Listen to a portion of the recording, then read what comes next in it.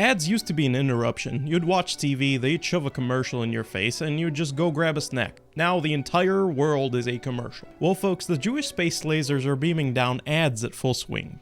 And they've decided, yeah, we'd like fridges to have opinions on everybody's grocery choices. You open up your fridge, boom, an ad. I'm half expecting the next Tesla update to make you watch a 30-second ad before it lets you drive to work. Sorry Dave, we can't disengage the parking brake until you learn about the new flavor of toilet paper. You can't escape it. Why does my refrigerator need Wi-Fi? I just want it to keep my food cold. I don't need the fridge reminding me that I'm out of oat milk and then suggesting that I'd buy it through Amazon Fresh or something. Like, what's next? A toilet that plays ads while you're sitting down? Hey champ, it looks like you're constipated. Would you like to order some Arby's? I can't even drive 10 feet without capitalism whispering down my ear like a mosquito. Soon the windshield's gonna be a transparent ad display. Wow, look at the sunset, sponsored by Doritos. It's not just electronics anymore, it is every product.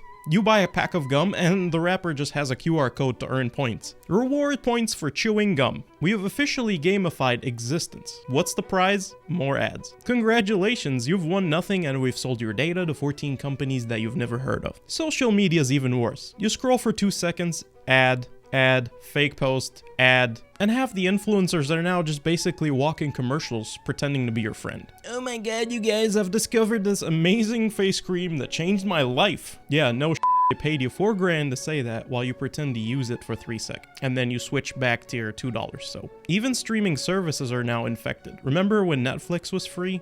Now they got ad-supported tiers. You're literally paying them not to show you ads. Imagine if your microwave charged you to skip the Pop-Tart commercials before microwaving your food. That's where we're at. We're renting peace of mind. Every company has turned into that annoying one friend that just won't stop texting you. Hey, we've noticed you've left something in your cart. Yeah, it's called my dignity. I don't need an email reminder that I didn't buy those Bluetooth socks that you were shilling. They vibrate to the beat of your playlist or whatever. But great, can they also strangle me so I don't have to go through another email of this? Even gas stations have screens now. You're pumping gas and that little TV starts blaring. Here's the weather. By the way, we have snacks and caffeine suppositories that you can stick up your ass on the go. Brother, I am standing in fumes, one spark away from exploding, and you're trying to sell me snacks. And you know what's wild? Half of us are just numb to it now. We see pre-roll ads and we just wait. And like trained dogs, 5 seconds, skip. We've built reflexes to dodge corporate harassment. And you know what's next? AI-driven, personalized ads that follow you everywhere. You look at a toaster once and your entire digital life turns into a toaster cult. YouTube recommends toaster unboxing videos, Instagram shows you toaster memes, your fridge starts whispering, hey, have you considered upgrading your toaster? It's a smart toaster, you can use an app with it. I tried to read a recipe online the other day. A recipe for spaghetti. You'd think it's simple enough, right? I had to scroll through some story about how Harriet Tubman has made this pasta in a village during the D-Day invasion or something. Then dodge 17 pop-up ads for meal kits. Then watch a 30-second unskippable ad about air fryers. And by the time I get to the actual recipe, I would have aged 4 years already. That pasta is now considered retro. And can we talk about mobile games for a second? These things are just slot machines wrapped in cartoon graphics and held together by ad. You play for literally 8 seconds, and then boom, watch this ad to continue. Or worse, watch this ad to get a reward. Brother, the reward is not watching the ad. That's the whole point. But no, we've somehow convinced ourselves that watching a 30-minute commercial for a mobile game is now a bonus. It's like getting into a fight and then they'll tell you, watch this ad and you'll get punched less hard. Remember when you could just buy a video game and just play it? Now you have a $70 game that still has ads in it. I'm playing a racing game and there's billboards on the track. Realistic ones. For real companies. Instead of driving on I-75, I'm trying to escape reality by driving a fictional car at 200 miles an hour, and there's McDonald's like, nah bro, we're here too. You thought you could outrun the McRib? No, the McRib is eternal. It's in every dimension. Even my thermostat app has ads now. This is the device whose entire job is to make the air slightly warmer or cold. But no. I set it to 72 degrees and it gives me a notification like, hey, did you know you could save money on your energy bill with this smart endorsement or whatever? Brother, I just want to not freeze to death. I don't need my thermostat having entrepreneurial ambitions. You ever tried to watch a YouTube video on your TV? It's like a hostage negotiation. 2 minutes of the video, ad. Skip 1 minute of the video, 2 unskippable ads. I'm just practicing my reflexes for when I inevitably have to grab the remote and mash that skip button like I'm defusing a bomb. Which I basically am, because if I miss it, I have to watch 45 seconds of somebody explaining why I need a better razor. I don't. My face is fine. Just leave me alone. Podcasts got ruined too. I miss when podcasts were just some guy in his basement talking about Bigfoot and battery acid for 3 hours.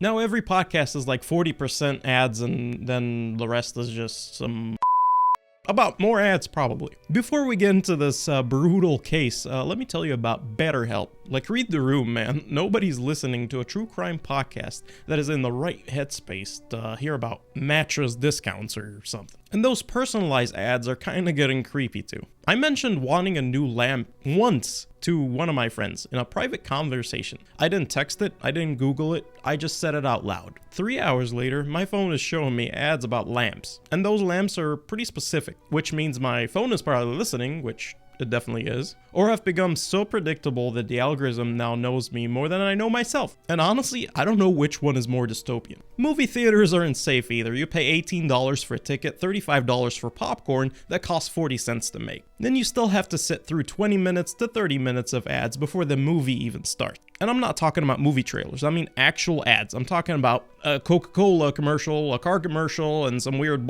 about a bank thing that nobody really cares about that makes you question reality. I didn't come here for an existential crisis sponsored by Chase. I came here to watch a guy in a cape punch another guy in a different cape. Even books have ads now. Ebooks specifically. You finish a chapter and there's a little pop-up. Hey, enjoying this book? Check out the other ones. No, I'm not enjoying this book anymore. Because you just reminded me that I'm reading this on a device designed to harvest my attention and sell it to the highest bidder. I miss physical books. You know why? Because when you close a physical books, it doesn't send you a notification 20 minutes later asking if you want to rate your reading experience. And gyms are on this too. You go to workout and every treadmill has a screen, not for your workout stats, but for ads and content. Mainly ads. So you're running in place, going nowhere, watching ads about protein powder that you'll never buy, while questioning every decision that led you to this moment. It's like Black Mirror, but with more sweat and fewer plot twists. And honestly, the plot twist is that we just accepted this as normal. At this point, I wouldn't be surprised if we started getting ads in our dreams. And honestly, we're gonna end up having ads on our tombstones. Here lies Mark, buried 6 feet under, surrounded by peace, silence, and an LED coffin asking if you'd like to upgrade to premium eternal rest for $9.99 a month. And the worst part is that we did this for ourselves. We traded convenience for our sanity. We're like digital peasants, except of working on the land, we're working on the algorithm. And instead of crops, we're harvesting the dopamine hits like a crackhead outside the 7-Eleven. And don't even get me on the sponsored content, it's just a fancy way of telling you, hey, we're lying to you, and that's okay. Which brings us to today's sponsor. Psych, gotcha. But anyways, even my doctor's office has ads in the waiting room now. I'm sitting there wondering if I might have gonorrhea syphilitis, and there's a TV blasting ads for medications I can't even pronounce. Ask your doctor about Cracozine. Side effects include nausea, dizziness, and sudden death, an uncontrollable urge to tweak in front of the gas station nearby. Like, I'm already here, you got me, I'm literally not going anywhere. You don't need to sell me harder. And the crazy thing is how fast we've adapted to this. Remember when YouTube ads were just optional?